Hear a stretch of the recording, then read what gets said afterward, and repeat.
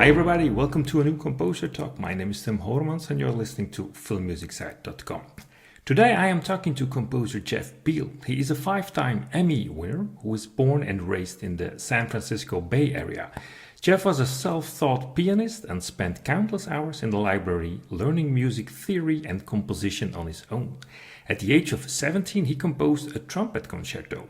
Jeff writes music for the concert hall, but also for film and television. He worked with directors such as Ed Harris, Lauren Greenfield, David Fincher, Oliver Stone, and Rob Reiner. He wrote music for films and television shows such as Pollock, Appaloosa, House of Cards, The Putin Interviews, The Queen of Versailles, Blackfish, Carnivale, Rule Breakers, All Her Fault, and many, many more. Now, Jeff is currently in Prague because he will premiere during this year's Composer Summit a new symphonic music that he has written for the 1927 film classic Metropolis. Jeff, welcome to Composer Talk. Thank you, Tim. Good to see you again.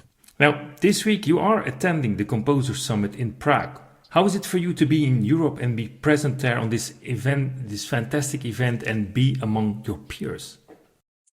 I love it here. It's become quite a family. This is the fifth time it's happened, and I've been here for four out of the five. And as composers, we work alone. We're sort of solitary, but we really actually enjoy each other's company a lot. And it's great to be here, be inspired. I heard a lot of their work last night. It was so much fun. Prague is a beautiful city. It's got a special place. I think in music history, it's got a special place in European history. And I feel the energy every time I come back here. It's pretty magical. And also for this event, you wrote a new score for film classic Metropolis, a film directed in 1927 by director Fritz Lang. From where came the idea to create a new score for this film? Well, I have done several of these. I've actually did a silent movie in 2020, F.W. Murnau's Sunrise, which is a beautiful film. It's an American film, but really is a German expressionist film. F.W. Murnau, of course, was one of the greats of cinema, early silent cinema. I've also done The Cabinet of Dr. Caligari, another Weimar era classic.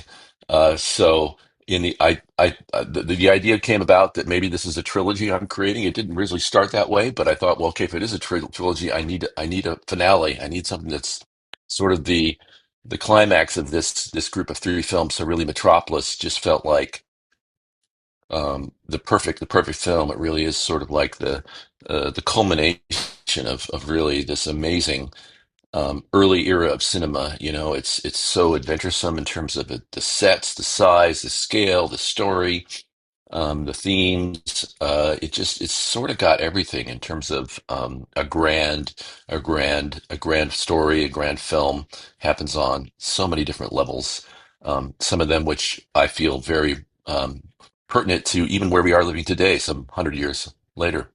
Yeah, because the film is almost 100 years old, and people today can still identify themselves with the themes that are touched upon in this film, like things like man versus machine, giving up your autonomy to machines.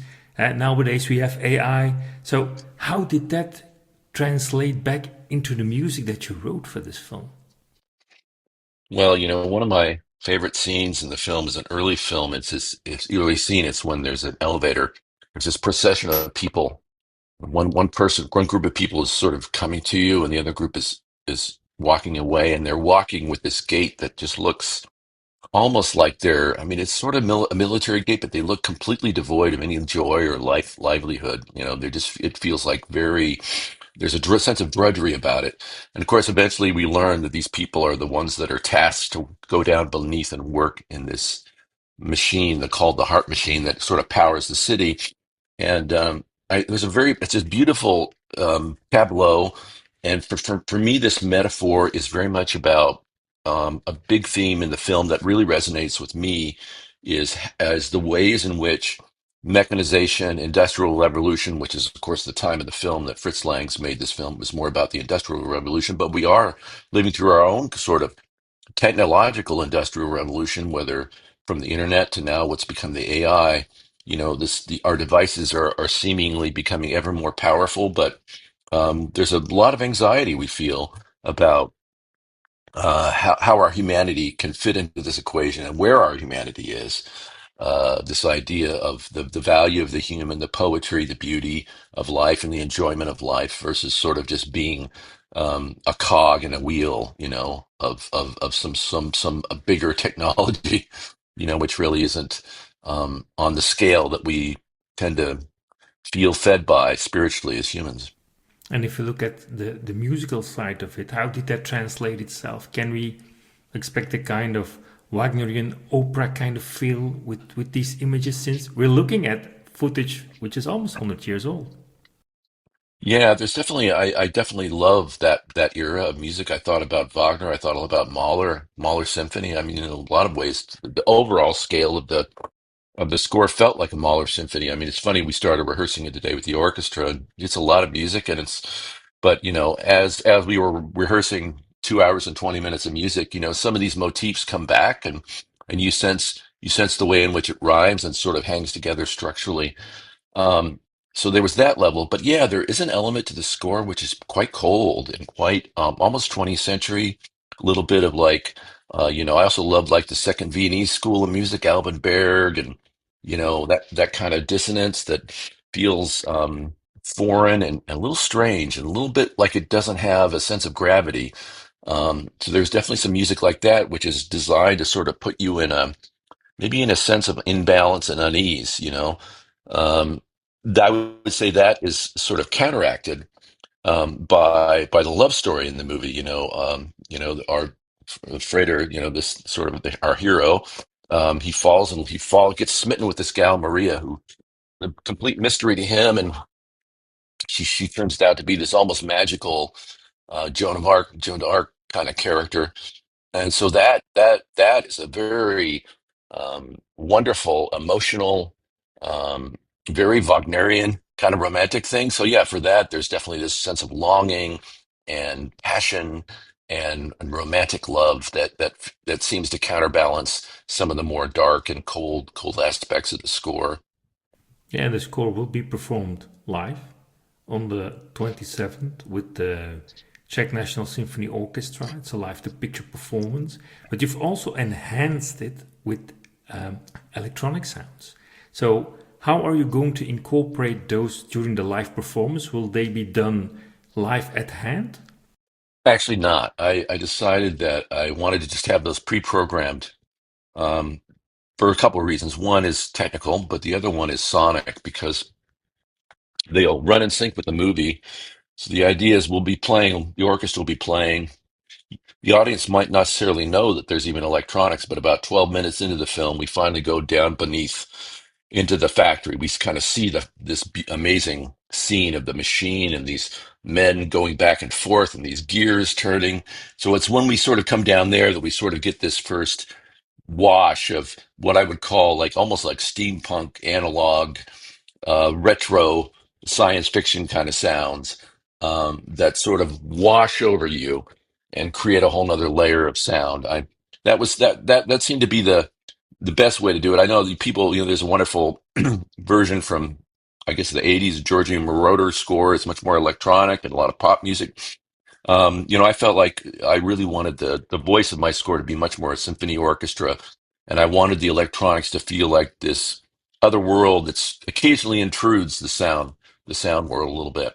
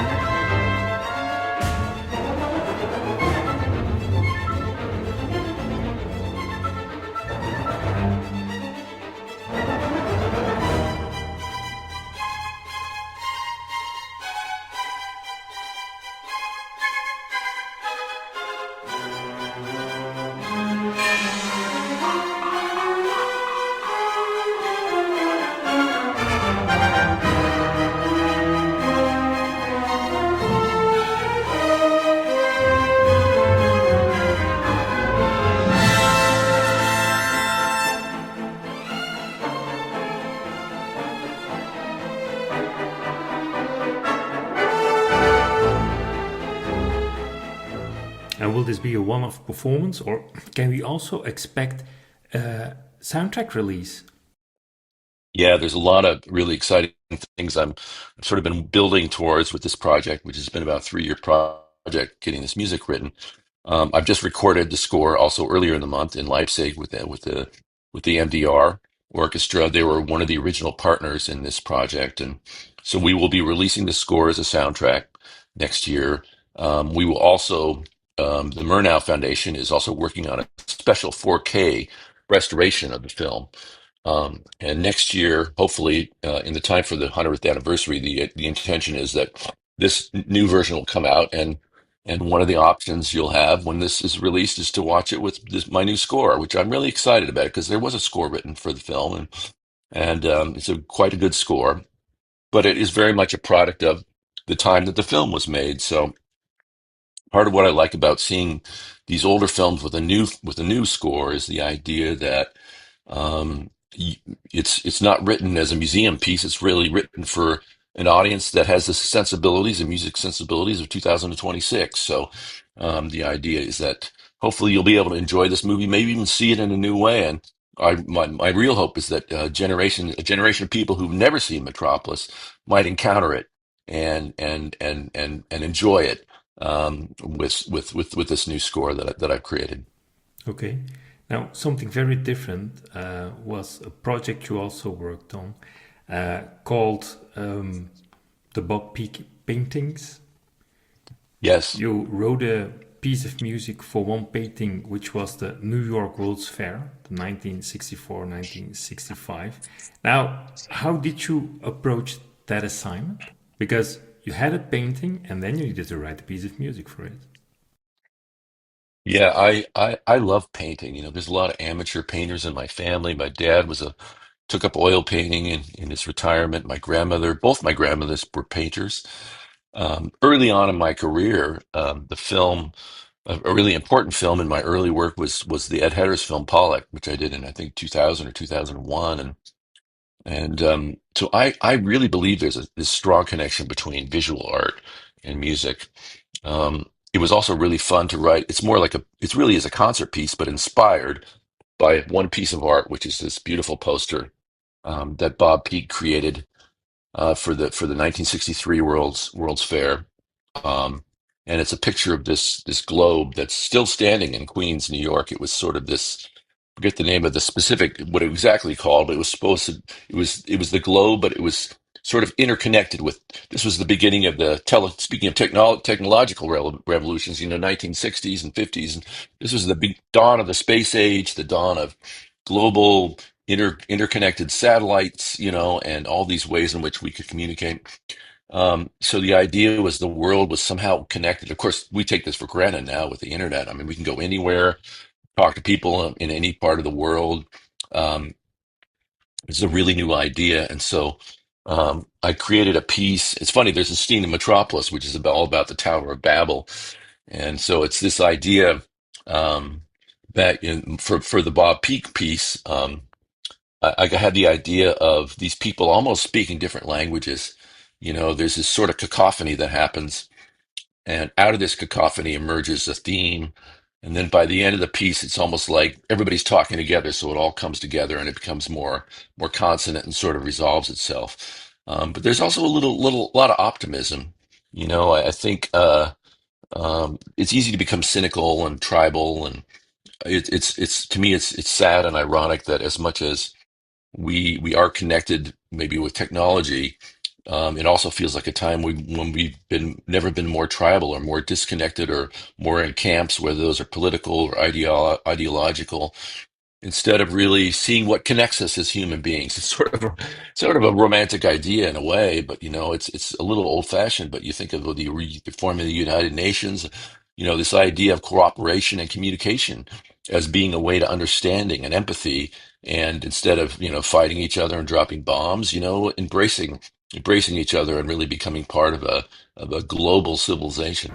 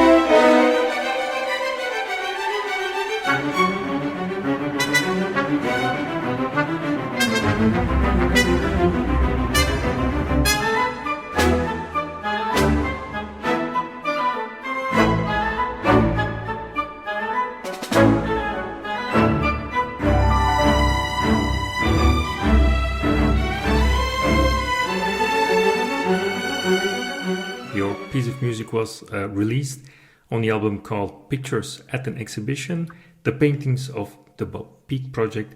Also, Robert Townsend was involved in producing. First, I think it was a concert done in LA, and then it became a release, a soundtrack release, I think. Yes, exactly. We recorded them in Los Angeles, I believe, at Warner Brothers, and Leonard Slacken conducted all of those, which was so much fun. Leonard is a wonderful conductor. He's conducted a lot of my concert music over the years. So it was kind of like what I'm experiencing here in Prague. It's wonderful. You know, each a bunch of composers wrote about, I don't know, about an 8 or 10 minute piece. We all wrote a piece, and so it was really fun sitting in the hall, getting to hear what everybody created, sort of, and strung together as a long symphonic work. You know, it brings up another point which I was just talking to my wife about earlier, is this idea that, you know, sometimes we put composers in silos, and we think of a category. You know, we think of, oh, this guy's a film composer, this woman is just writes for the concert stage or whatever. And you know, composers, we don't really think of ourselves that way. You know, we think of ourselves as artists. We think of ourselves, we write music. So um, Bob's project is wonderful in the sense that it really gave composers who normally are hired and are really known writing for the screen, really getting a chance to write a piece of concert music. True. And talking about concert music, you also released recently a second album with your piano music, the New York Etude Volume 2. Yes. Can you tell us a little bit more about the project itself? Because I think 2 years back you released the first volume, and now you did a follow up, so you felt the need that you had more in yourself to compose for piano? Yeah, Tim, this is a really fun project. It's personal. Um, I feel like in a lot of ways, this music sort of came out of the pandemic. In a lot of ways, it felt like one of the things I felt after the pandemic was I wanted to make music which was direct and honest emotionally. And that's what this is. It's also you know, I've had the real privilege of having music heard by millions of people all over the world, in a much more elaborate form with a movie and often with a bigger orchestration. So the Piano Etudes project feels to me very intimate, very close up, and performing these is a real pleasure. I actually did 3 performances last week here in Europe of these, and I did some more performances in New York. So um, you know, I believe in the power of music as a meditative, calming, focusing ritual in our lives. I certainly something that has helped me a lot. I have MS. I was diagnosed almost 20 years ago in 2007, and I discovered pretty quickly. I think this is part of the reason I wanted to do a second one of these. Is I discovered, especially after I'd composed them and I was getting ready to perform them, practicing, I'd sit down and play this music, and just this wonderful sense of sort of calm and centering and well-being would come. You know, I wasn't on a screen, I wasn't focused, but I was it is a very powerful sense of mindfulness and peacefulness that was coming over me. So I thought, well, there's something here that's interesting. I want to kind of see how far this goes down. So um, another part of this project that was been really enjoyable has been publishing the sheet music. You know, and this is written on a level, you know, I'm sort of a good, decent intermediate piano player, let's call it that, you know, so that people, you know, students have played it, amateurs have played it, professionals have played it. So the idea of creating a piece of music, which is not only something to be consumed passively, something that somebody can actually buy and sit down at the piano and learn these, that's really fun because I think that, you know, everybody's an artist. We all have we're all human beings. We all are creative in various ways, and doesn't matter if it's for on a concert hall or a big concert hall or even in the privacy of your own home. The idea of doing something artistic that feeds you spiritually, I think, is a very powerful one that we can all, in some way, enjoy as humans. This is for some people, it might be music. For other people, it might be writing. For you, it might be creating your show and the writing you do and the creative, you know, you know, but for other person it might be dance or drawing or painting. But I think this idea of making something artistic, you know, with your hands is something very powerful that that this is connected to directly for me too. True, and the piano itself is a great instrument to express yourself. It is, I mean, trumpet was my first instrument, and that's the one I have the most hours of training on. But for really all these years, the piano has really been sort of my voice as a composer. And I love the piano. I love the way pianos sound. The acoustics of just the strings vibrating. I had the real pleasure of playing some amazing pianos last week, three different Steinway Ds in three different cities. And, every time I play a concert of these and I sit down and it's really fun just getting to know each piano, how I can make that piano really sing in the way that it's unique to that instrument. It's really a fun exercise and really, um, having that sound experienced in a room for people is really that's a really fun way to do it. Obviously, it's a record that people can listen to on streaming, which I hope they will. But it's especially fun for me, and I think for audiences to hear them in person. Yeah, and it gives you energy, and you can create emotions with it for an audience. Yeah, exactly.